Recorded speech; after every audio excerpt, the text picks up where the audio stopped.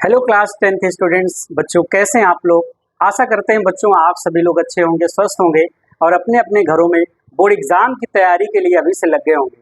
कक्षा 10 के बच्चों के लिए आज मैं कक्षा 10 मैथमेटिक्स का सेकंड चैप्टर बच्चे जो बहुपद है, पॉलिनोमियल है बच्चे, ये चैप्टर एग्जाम के दृष्टि से अगर देखा जाए तो बहुत ही महत्वपूर्ण चैप्टर है ये, और इस चैप्टर से बहुत ही महत्वपूर्ण प्रश्न पूछे जाते हैं एग्जाम में। तो इस चैप्टर में समझने के लिए बच्चे सबसे पहले इसके चैप्टर के नाम को समझेंगे कि जो पॉलिनोमियल है बच्चे, बहुपद है, इस बहुपद को कैसे हम समझ सकते हैं। बच्चे देखिए, हिंदी में अगर समझा जाए कि बहुपद का मतलब क्या है, दो शब्दों से मिलकर के बना है। बहु और पद मतलब बहुत सारे पद, आप ऐसा समझ सकते हैं। अगर इंग्लिश वाले वर्ड को हम समझें तो पॉलिनोमियल से मिलकर के जो बना है, पॉली और नोमियल से मिलकर के बना है। पॉली का मतलब बच्चे होता है मेनी, पॉली का मतलब बच्चे क्या होता है, मेनी। और नोमियल का मतलब बच्चे होता है टर्म। नोमियल का मतलब क्या होता है बच्चे, टर्म्स होता है। तो मेनी टर्म्स वाले जो एक्सप्रेशंस होते हैं बच्चे, मेनी टर्म्स के जो एक्सप्रेशंस होते हैं उन्हें ही हम क्या कहते हैं बच्चे, पॉलिनोमियल कहते हैं। मेनी टर्म्स का मतलब ये है कि बच्चे कई सारे टर्म्स के हो सकते हैं, वो एक टर्म्स का भी हो सकता है या एक से अधिक भी हो सकते हैं, जो भी एक्सप्रेशंस होते हैं। और बच्चे एक्सप्रेशंस क्या होते हैं, एक्सप्रेशंस जो होते हैं वो प्लस और माइनस से जुड़ करके बनते हैं बच्चे। कैसे, प्लस और माइनस से लगे हुए जितने भी एक्सप्रेशंस होते हैं, जो भी व्यंजक होते हैं, उन्हें हम बच्चे क्या कहते हैं, पॉलिनोमियल कहते हैं। जैसे यदि मैं कहूँ, जैसे मैं कहूँ 2 + x कह दूं बच्चे, मैं 2 + x कह दूं तो देखिए बच्चे, यहाँ पे प्लस लग गया ना, प्लस लग गया तो प्लस का मतलब ये हो गया, प्लस के इधर साइड दोनों तरफ एक एक टर्म है, मतलब ये एक टर्म बच्चे हो गया, एक टर्म ये हो गया, मतलब एक पद ये हो गया, एक पद ये हो गया। तो अगर देखा जाए, कहा जाए कि ये जो एक्सप्रेशंस है बच्चे, ये जो व्यंजक है, ये हमारा 2 टर्म्स का है। कितने टर्म्स का है, 2 टर्म्स का है। इसके 2 पद हैं बच्चे, एक पद ये है, एक पद ये है। अब इन पदों को अगर हम समझें तो यहाँ पे आप देख रहे हैं, यहाँ पे ये x है बच्चे, ये चर पद है। कैसा है ये, चर पद। चर पद उसे हम कहते हैं बच्चे, जो चर पद उसे हम कहते हैं जिसका बच्चे मान, जिसकी वैल्यू फिक्स नहीं होती है, उसकी वैल्यू हर क्वेश्चन से के अकॉर्डिंग बदलती रहती है। जैसे x y z इस तरह के जो टर्म्स हम लेते हैं मैथमेटिक्स में, वो सारे टर्म्स हमारे चर पद होते हैं। यहाँ पे बच्चे आप देख रहे हैं ये 2 हमारा कैसा है, अचर पद है, जिसे कांस्टेंट टर्म बोलते हैं, यानी कि हिंदी में अचर पद बोलते हैं। बच्चे ये भी पद है, ये भी पद है। जब हम पॉलिनोमियल की बात करेंगे, बहुपद की बात करेंगे, तो ये हमारा बहुपद में आएगा। बस इसमें 2 पद होंगे बच्चे। कितने पद, 2 पद। एक चर पद ये वाला हो गया और एक ये अचर पद हो गया बच्चे। ये बात आप समझ रहे हैं, ये भी पॉलिनोमियल है। यदि बच्चे मैं कहूँ 2x + 3 कहूँ, 2x + 3 कहूँ, ये जो एक्सप्रेशन दिया गया है, ये एक्सप्रेशन बच्चे प्लस लगा करके दिया गया है। और प्लस से यहाँ पर बच्चे आप देख रहे हैं, ये प्लस से यहाँ पर 2 पद यहाँ पे अलग हो रहे हैं। एक पद बच्चे ये हो रहा है, एक पद यहाँ पे ये हो रहा है। यहाँ पे जो x के साथ पद है बच्चे, ये हमारा अचर पद कहा जाएगा। कौन सा पद कहा जाएगा, अचर पद कहा जाएगा। या हम कह सकते हैं इसे, सॉरी बच्चे मैं गलत बोल गया, ये चर पद है बच्चे। क्या, ये चर पद है, क्योंकि यहाँ पे चर लगा हुआ है, और ये बच्चे हमारा क्या है, अचर पद है। इसको हम अचर पद बोलेंगे, अचर पद जिसे हम कांस्टेंट टर्म बोलेंगे। और ये वाला बच्चे हमारा चर पद है जिसमें x लगा है। ये यहाँ पे 2 जो है बच्चे, x का कोफिशिएंट है, या हम कह सकते हैं कि 2 x का गुणांक है, बस गुणांक दिया है। एक बात याद रखने की जरूरत आपको ये है कि जो भी बच्चे पद अलग होते हैं वो प्लस और माइनस से ही होते हैं, गुणे और भाग से नहीं होते। यदि मैं कह दूं बच्चे x + 2, जैसे कि यहाँ पे दिखाया गया था, तो देखो प्लस लगा, इसका मतलब 2 पद अलग हो रहे हैं। अगर मैं x - 3 कहूँ, इसमें भी बच्चे 2 पद अलग हो रहे हैं।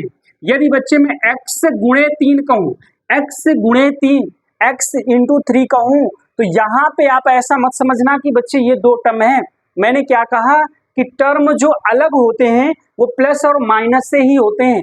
यहाँ पे गुणा लगा, यहाँ पे टर्म अलग नहीं हो रहे हैं, ये टर्म एक ही है। टर्म यहाँ पे जो गुणे से है, ये टर्म बच्चे एक ही होगा। इसी तरह अगर मैं कहूँ x/3, तो x/3 ये बटे यानी भाग में लगा है बच्चे, तो भाग से भी टर्म अलग नहीं होता है, यानी कि ये टर्म भी एक ही है, ये टर्म भी एक ही है, बस ये दो टर्म अलग अलग बच्चे दिए हैं। यानी कि ये कॉन्सेप्ट आपको क्लियर हो रहा है कि जो टर्म होते हैं, जो पद होते हैं, वो बच्चे प्लस और माइनस से ही अलग होते हैं। वो बच्चे क्या होते हैं, प्लस और माइनस से ही अलग होते हैं। तो ये बात है हमारे बहुपद के इंट्रोडक्शन की कि क्या होता है बहुपद। तो बहुपद की यदि हम परिभाषा समझने का प्रयास करें तो आप ऐसा कह सकते हैं कि बीजगणितीय प्लस माइनस धन चिन्ह या माइनस चिन्ह या ऋणात्मक जो इसे हम क्या बोलते हैं, घटाना चिन्ह जो होता है, उससे लगे हुए जो भी एक्सप्रेशंस होते हैं, जो भी व्यंजक होते हैं, उन सभी व्यंजक को मिला करके एक बना हुआ जो हमारा एक्सप्रेशन है, उस एक्सप्रेशन को ही हम क्या कहते हैं बच्चे, उस एक्सप्रेशन को ही हम पॉलिनोमियल कहते हैं या बहुपद कहते हैं। उसमें चर की कोई भी घात हो सकती है, ये डिपेंड नहीं करती है। ये यहाँ पे बात करेंगे। अब दूसरी हम कि बच्चे बहुपद की घात क्या है। हमने बहुपद समझ लिया, जैसे मैंने यहाँ पे लिख दिया बच्चे x+3 लिख दिया, ये एक एक्सप्रेशन है, ये एक बहुपद यहाँ पे दिया है। अब आप देख रहे हैं कि जो जैसे मैं समझूं कि यहाँ पे जो चर है बच्चे, यहाँ पे एक चर है और एक चर जो x है, इसकी घात में बच्चे 1 दे रखा है। इसकी घात में क्या दे रखा, 1। आपको पता है हर एक संख्या की घात में 1 होता ही है, उसे आप मान सकते हैं जब भी जरूरत पड़ रही। तो देखिए बहुपद की घात निकालने के लिए मैंने यहाँ पे लिख रखा है पहले से कि जो चर होती है, चर की उच्चतम घात, बच्चे जो भी एक्सप्रेशन आपके सामने होगा, जो भी बीजीय व्यंजक आपके सामने होगा, जो भी बहुपद आपके सामने होगा, उस बहुपद में आपको देखना ये है कि जो चर राशि है, वहां पे जो चर संख्या है, उस चर की सबसे अधिक घात क्या है। जो बच्चे उस बहुपद के चर की सबसे अधिक घात होगी, सबसे उच्चतम घात होगी, वही बच्चे बहुपद की घात हो जाएगी। प्रश्न सीधे सीधे पूछा जाता है कि निम्नलिखित व्यंजक जो बहुपद दिया है उसकी घात क्या है। तो आपको उस व्यंजक को देखना है और उसमें ये देखना है कि उसमें जो चर राशि है उसकी उच्चतम घात क्या है। तो आप यहाँ पे अगर देखें, ये जो एक्सप्रेशन दिया गया है, ये जो आपके पास बहुपद दिया गया है, इसमें चर की सबसे ज्यादा यानी बड़ी से बड़ी घात यहाँ पे एक ही दिख रही है। अतः अगर मैं कहूं कि इस बहुपद की घात क्या है बच्चे, तो इस बहुपद की घात बच्चे 1 हो जाएगी। इस बहुपद की घात क्या हो जाएगी, 1 हो जाएगी। अगर इसी प्रकार बच्चे मैं कहूं x² + 2x + 3 = 0 या 0 ना लेकर के मैं सिर्फ कहूं कि ये यहाँ पे बच्चे बहुपद दिया है, ये एक बीजीय व्यंजक दिया है, यहाँ पे एक हमारे पास एक्सप्रेशन दिया है। इस एक्सप्रेशन में अगर मैं बोलूं कि बच्चे डिग्री ऑफ पॉलिनोमियल क्या है, इस बहुपद की बच्चे घात क्या है, तो आप देखेंगे कि चर की उच्चतम घात को ही यानी चर की उच्चतम पावर को ही हम डिग्री ऑफ पॉलिनोमियल कहते हैं, बहुपद की घात कहते हैं। तो इस व्यंजक में आप देख रहे हैं कि यहाँ पर x की घात बच्चे 1 है, चर की घात 1 है, यहाँ पे 2 है। तो इस पूरे बहुपद की उच्चतम घात क्या है बच्चे, उच्चतम घात इस पूरे बहुपद की है 2। तो जब इस बहुपद की उच्चतम घात बच्चे 2 है, इस बहुपद के चर की सबसे उच्चतम घात यहाँ पे 2 है, तो हम कह सकते हैं कि बहुपद की घात भी बच्चे क्या हो जाएगी, 2 हो जाएगी। क्या बात आप समझ पाए। अगर मैं एक एक्सप्रेशन यहाँ पे और ले लूं कि बच्चे 3x³ ले लूं और मैं ले लूं 4x² + 7x + 2 ले लूं, ये हमारे पास एक एक्सप्रेशन दिया है जो प्लस से जुड़ा हुआ है। मैं बच्चे माइनस भी ले सकता हूं, इससे कोई फर्क नहीं पड़ना, माइनस भी ले सकते हो। बस मैंने कहा कि जो पॉलिनोमियल होता है उसके जो टर्म्स होते हैं, जो बच्चे पद होते हैं, वो प्लस माइनस से ही अलग होते हैं। यदि मैं यहाँ पे समझूं कि कितने पद हैं बच्चे, 1 2 3 4 पद हैं, सीधी सी बात है। अब मैं कहूं कि इस बहुपद की सबसे उच्चतम घात क्या है, तो इस बहुपद में आप चर राशि को जहां पर भी देख रहे हैं, उस चर राशि की सबसे उच्चतम घात को बच्चे यहाँ पे कंस्टेंट करेंगे। आप इसकी देख रहे हैं कि यहाँ पे चर की घात 1 है, यहाँ पे चर की घात 2 है, यहाँ पे चर की घात 3 है। तो सबसे उच्चतम घात बच्चे इस बहुपद की क्या हो गई, सबसे उच्चतम घात बच्चे इस बहुपद की 3 हो गई। तो जब इस बहुपद की ही सबसे उच्चतम घात 3 हो गई, तो बहुपद की घात भी बच्चे 3 हो जाएगी। यानी बहुपद डिग्री ऑफ पॉलिनोमियल भी 3 हो जाएगी। क्या मेरी बात आप ये समझ पाए बच्चे? जी हाँ, सबने ये बात समझ लिया। अब बच्चे मैं बात करूंगा कि रैखिक बहुपद क्या होता है। ये आपके एग्जाम में, ये चीजें आपके एग्जाम में देखने को मिल सकती हैं बच्चे। किताब में आप देखेंगे कि रैखिक बहुपद, द्विघात बहुपद, त्रिघात बहुपद क्या होते हैं।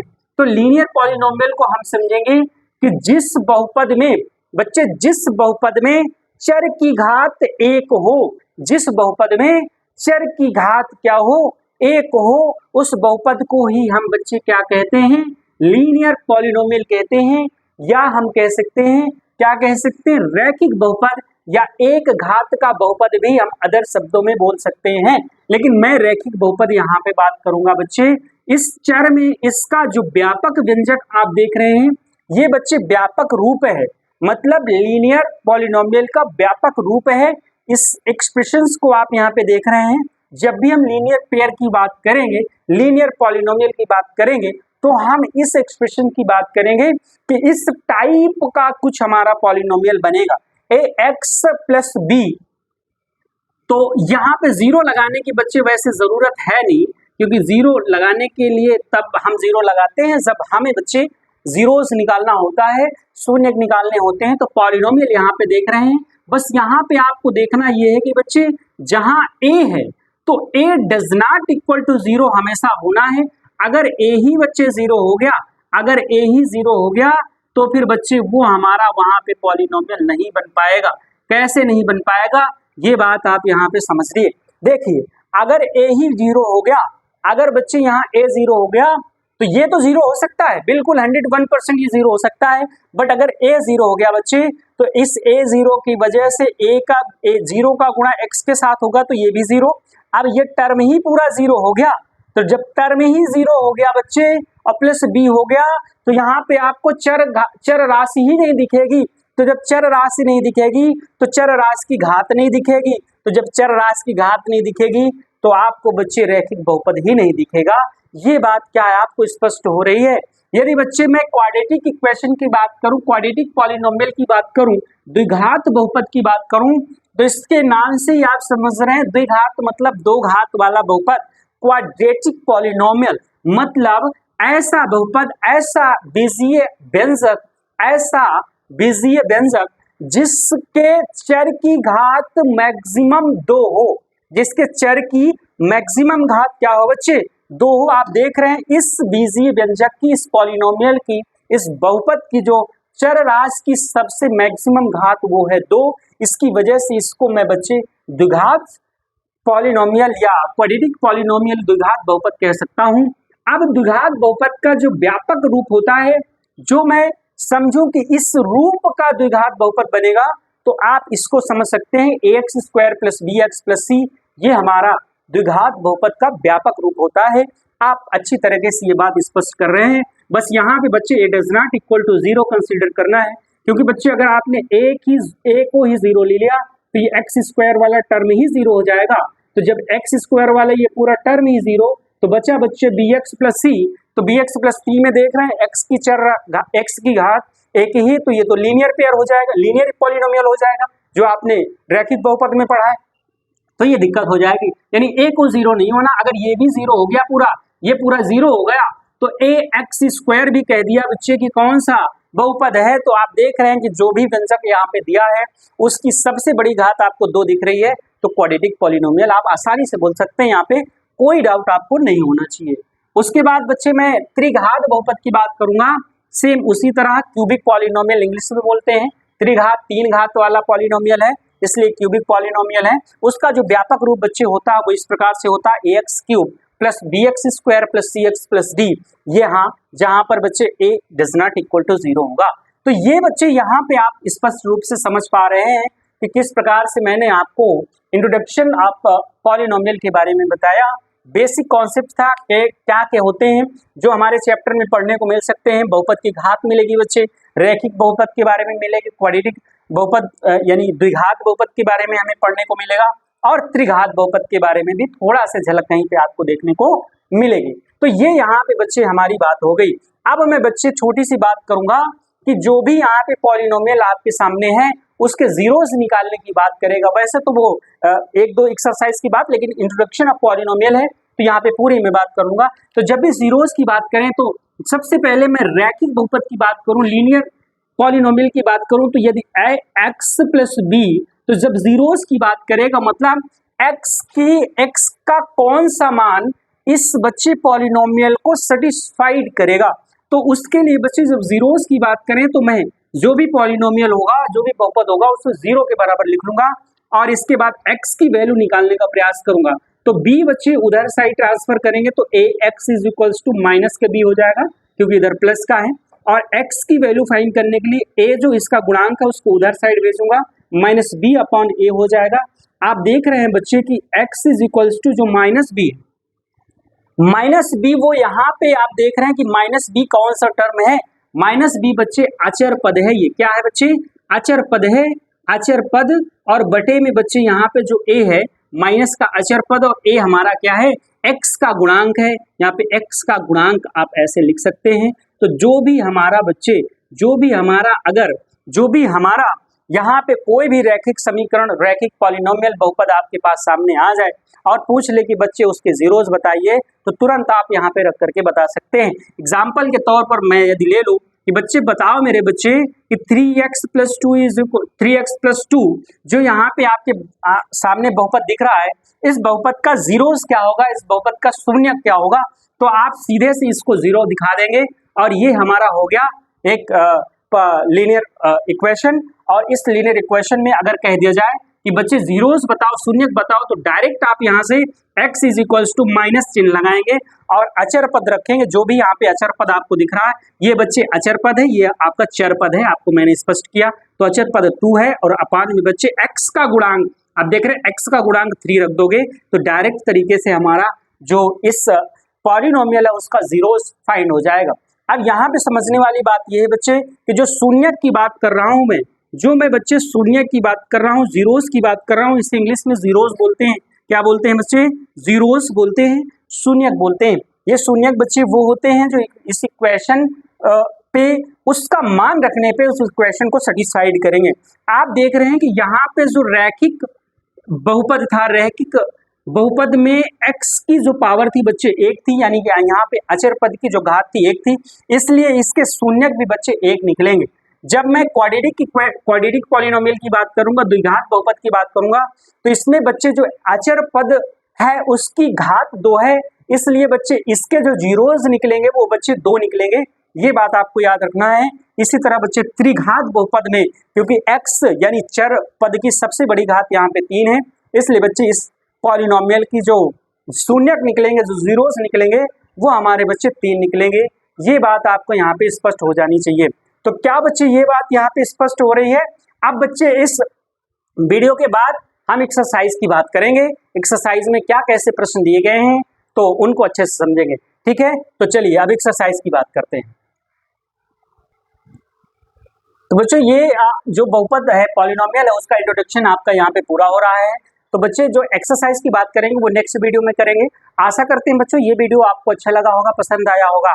यदि बच्चे ये वीडियो अच्छा लगा हो, आपको पसंद आया हो, तो इस वीडियो को एक लाइक कर दिया करें आप लोग, और अपने जो मित्रगण हैं, आपके सहपाठी हैं, उनके साथ भी शेयर कर दिया करें। ठीक है बच्चों, चलिए बहुत बहुत धन्यवाद वीडियो में बने रहने के लिए। ठीक है बच्चों, पढ़ाई करते रहिए अच्छे से। धन्यवाद।